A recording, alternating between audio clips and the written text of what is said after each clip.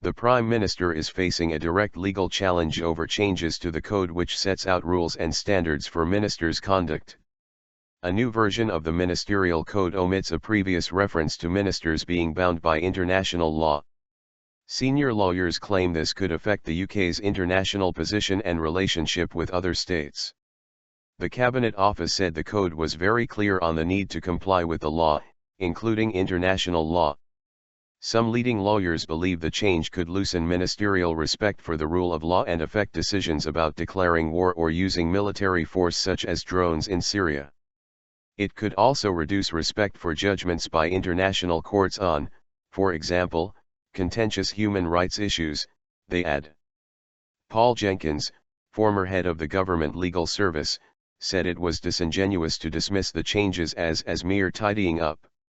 He told The Guardian, whether the new wording alters the legal obligations of ministers or not, there can be no doubt that they will regard the change as bolstering, in a most satisfying way, their contempt for the rule of international law.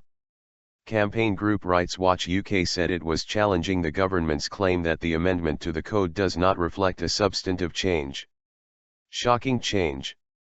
The previous ministerial code, issued in 2010, stressed an overarching duty on ministers to comply with the law, including international law and treaty obligations, and to uphold the administration of justice and to protect the integrity of public life.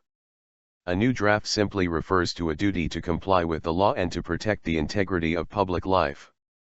Philippe Sands QC, a professor of law at University College London, told The Guardian the change was shocking and another slap to Magna Carta and the idea of the rule of law. Also writing in The Guardian, former legal advisor to the Foreign and Commonwealth Office Frank Berman QC said it was impossible not to feel a sense of disbelief at what must have been the deliberate suppression of the reference to international law in the new version of the code.